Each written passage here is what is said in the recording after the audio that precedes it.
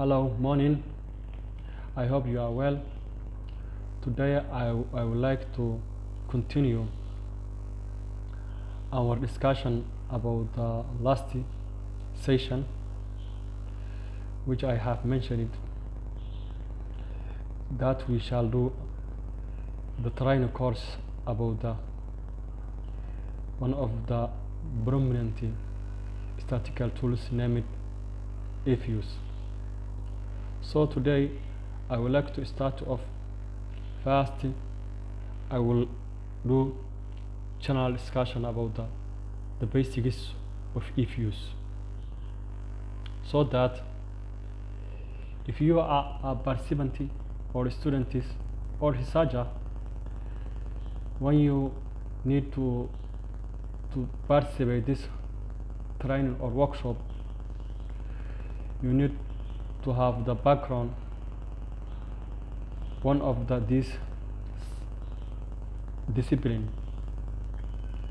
Like the student must have the background of economics, finances, or statistics, because Eviews is always related to this course. And as I mentioned before, Eviews is a econometric finance statistical tools or package. This tool is intended to analyze data, which is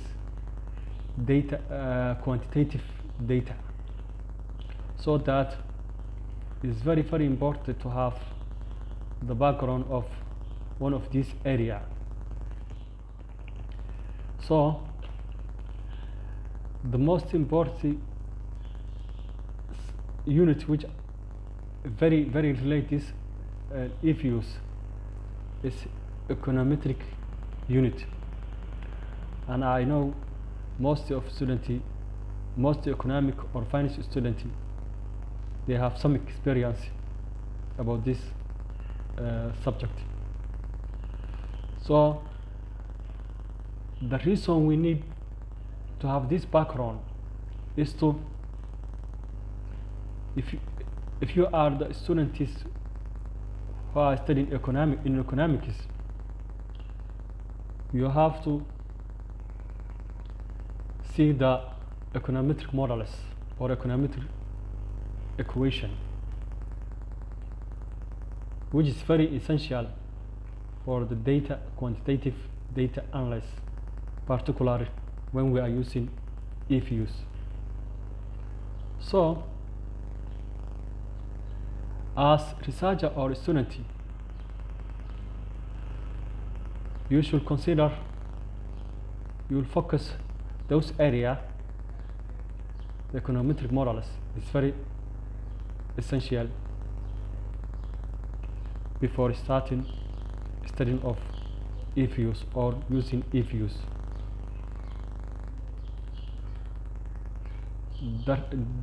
The reason we are using econometric models is to, for instance, our methodology section of your research, which is very difficult.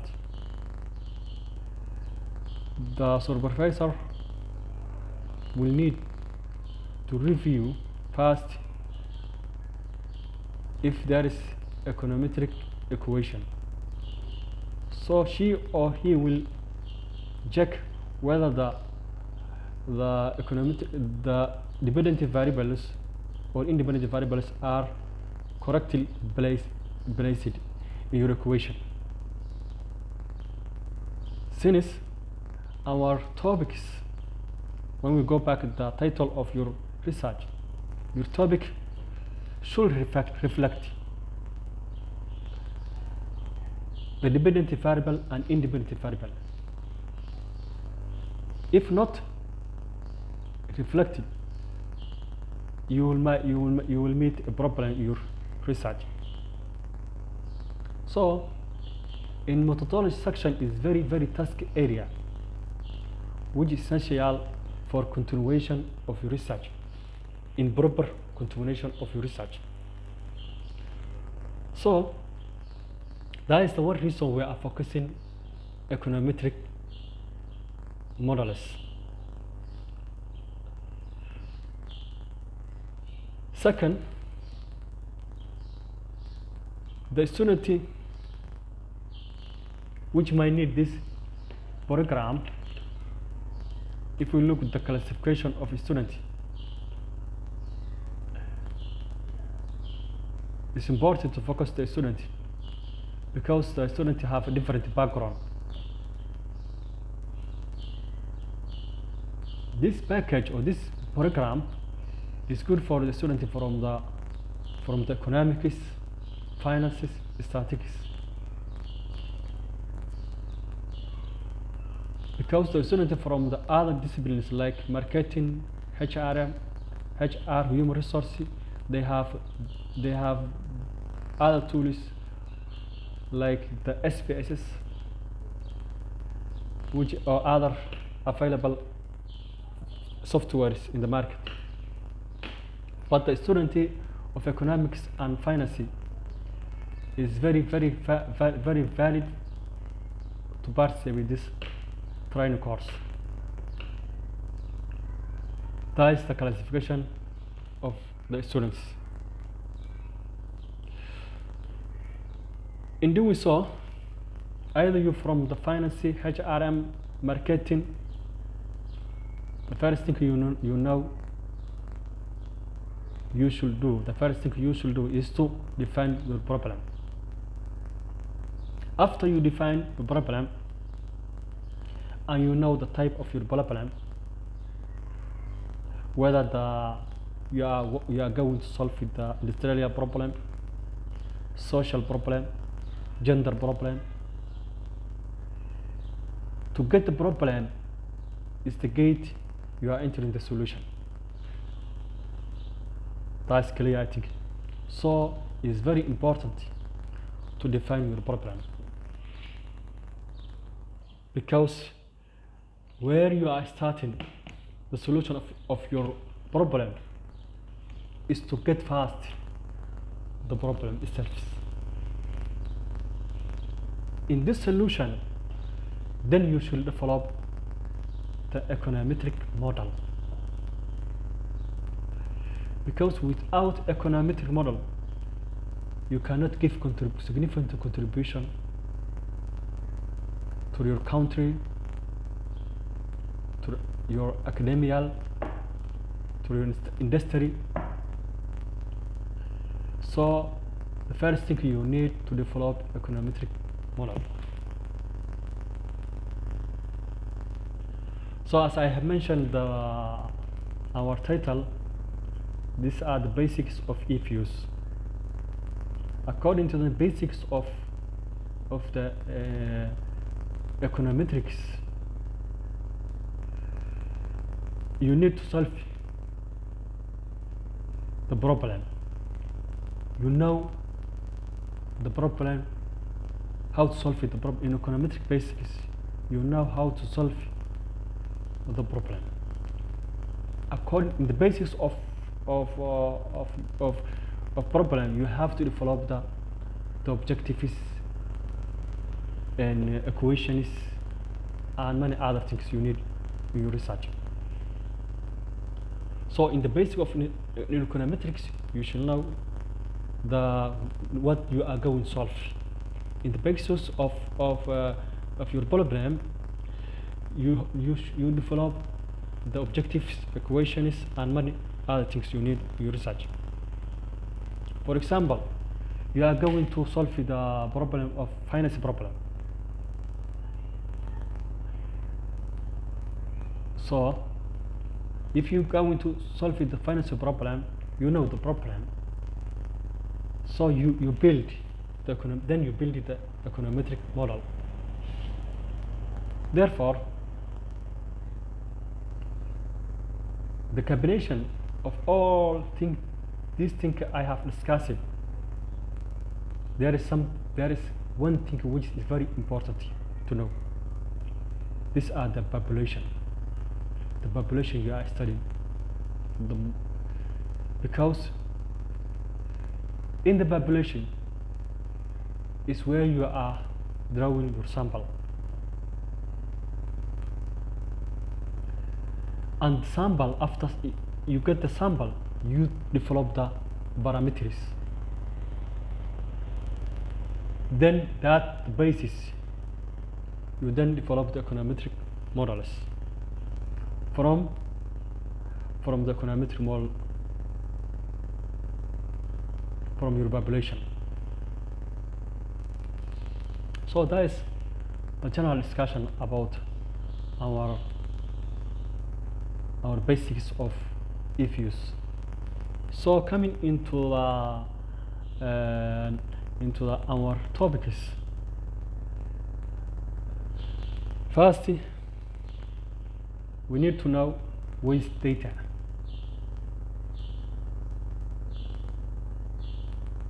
As students and researchers familiar, they usually divide or classify data into two types, which is fairly familiar: primary data and secondary data. But in the classification of data, or before you started into defining two parties of data, there must be the basis, which might you refer the type of the type of data and the definition of data. So with data, I can say according to the basis of aspect. First, according to the basis of nature, and according to the basis of entity. Let's start in the basis of aspect. Data can be divided into two in the basis of aspect: primary data and secondary data. Moving into the second, in the basis of aspect, in the basis in nature, data can be divided into qualitative data and quantitative data. Lastly, coming into the basis of time and entity, data can be divided into time series data, cross-sectional data, and binary data. According to the nature of data, let us link into the primary data and secondary data into the quantitative data and qualitative data. Usually aware, quantitative data is directly linked into the secondary data, and primary data is directly linked into qualitative data. So if you are the secondary researcher, you are the quantitative researcher. If you are the primary researcher, you are qualitative researcher. So that is the waste data. Second, before we started, or before we look the basic difference of data, let's look the example of secondary data. Secondary data is data you get from the election commission, reports, articles. That is the secondary data or quantitative data. Primary data is the data you get from the survey, questionnaire, and etc. So now coming into the basic difference between these three types of data, of these three types of econometric data. I mean the last three, which is time series, cross-sectional data, and panel data. Let's look at their basic difference of these three. If you have notebook, you should write simple regression equation, which is y equal a plus b1 x1 plus error time. Write that, please.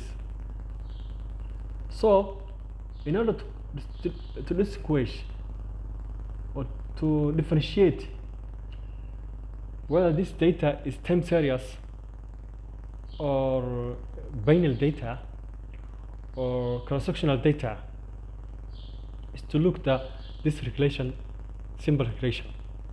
First, if y there is a t sub of y, for example, say y sub t equal a plus b x sub t plus error time, you see that t shows us this data is time series data. Second, if y is I is sub of y I, for example, y equal y sub I equal a plus p x sub I plus error time, that is cross-sectional data I.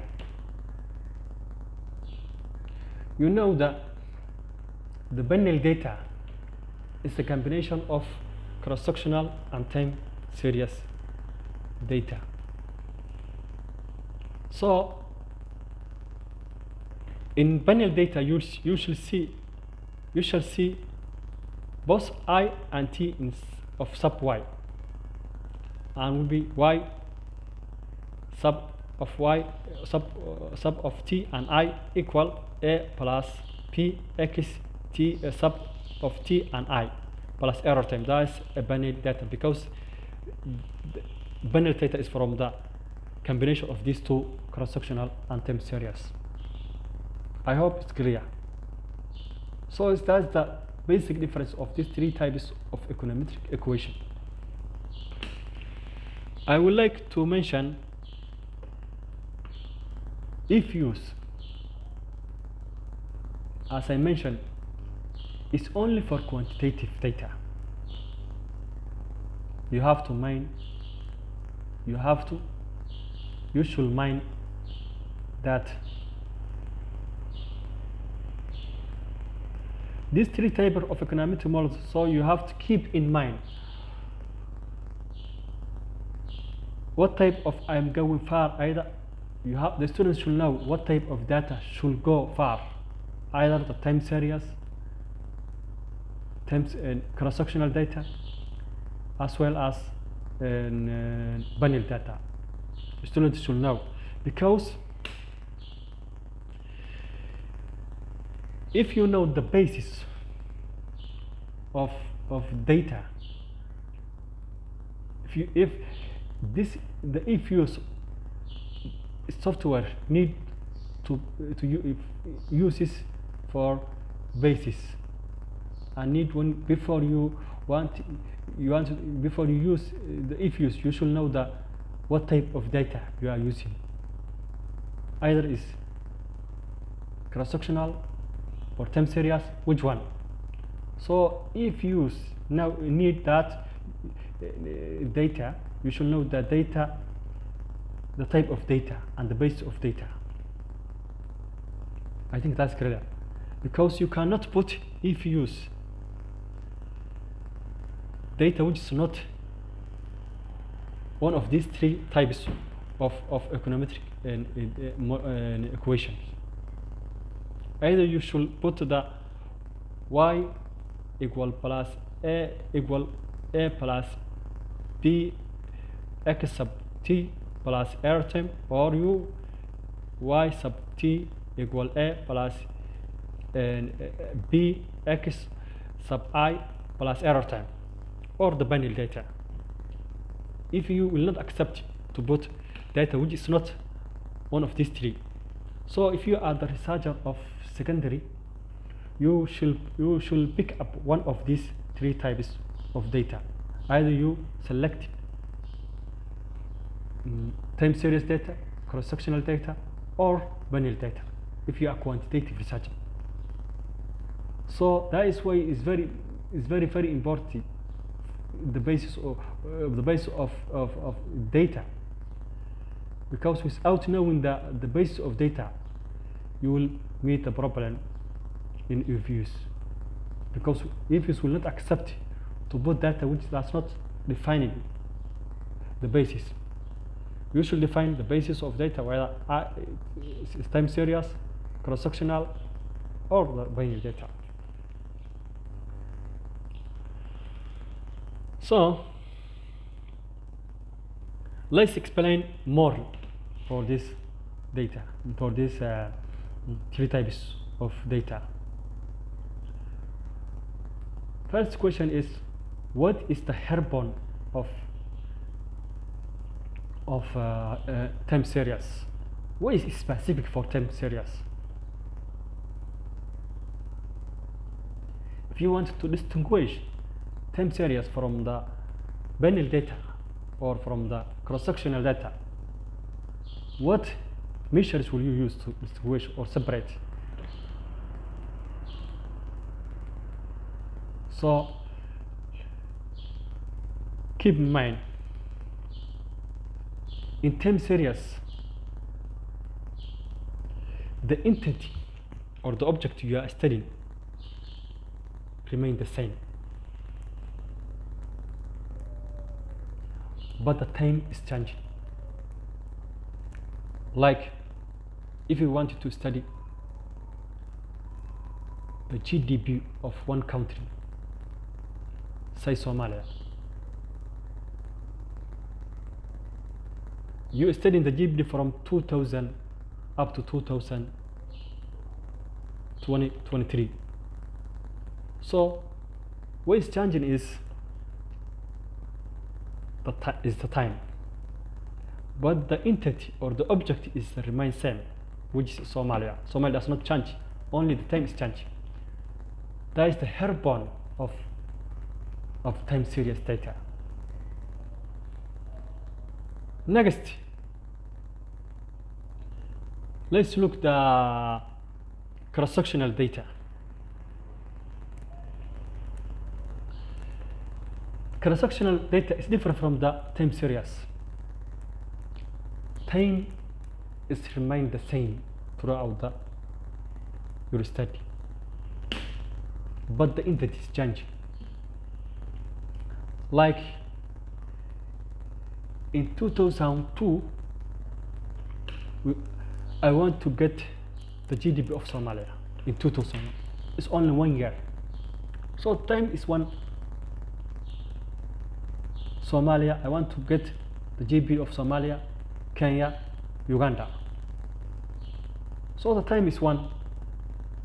It's not changing, but the entity is changing. Somalia, Kenya, Ethiopia, Uganda. There are 4. So this shows us this data is cross-sectional data. Coming into the third one, binary data. Both both time and entity will change in binary data. Like we wanted to get the GDP from 2000 to 2023 for the Somalia, Kenya, Ethiopia, Uganda. So time is changing as well as the GDP is changing, as well as the entity is changing. So that is the backbone of this tree. So in my opinion, first thing the student should know, they should know the time and the entity. That is very important. The student should know the time and entity. Which one is changing, which is not changing. Whether the basis of time series, binary data, cross-sectional data. Because when you are moving into software like the either Eviews or Stata, you have to give the basis of difference. Because the reason the student should know the time and entity, because if you need or want to give data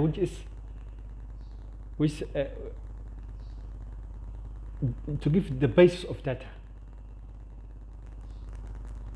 For example, whether the data, if you need whether the data is time series or cross-sectional data or binary data, it must be clear before you are using Eviews, those three.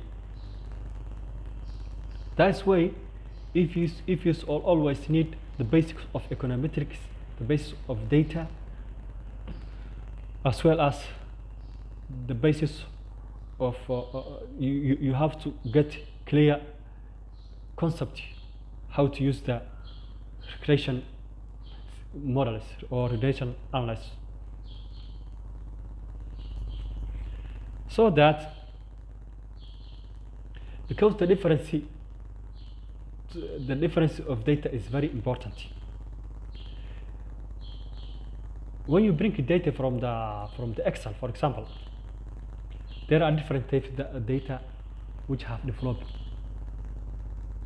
in considering whether the data is time series, whether the time series, cross-sectional, and binary data, and etc. So that is the general discussion or the basics about the basics of Eviews. So I would like to add something which is very essential or very important for the using Eviews. When you are using Eviews, you cannot use cross-sectional in the place of time series, as well as you cannot use time series in the place of the binary data. You should know that. And also you cannot mix all these three. You cannot mix it. So that is our discussion today, and I want to continue my presentation next session. So before I leave in, I request from the participants and the students to subscribe the channel and like to support the future video. So, and I would like to mention this channel is bilingual. We are using two languages, English language and local language, which is Somali, in order to benefit for different individuals around the world. So please keep watching and subscribe our channel. Thank you and welcome, guys. Today what I have prepared for this class. So thank you and welcome, and do not miss to subscribe our channel. Thank you very much.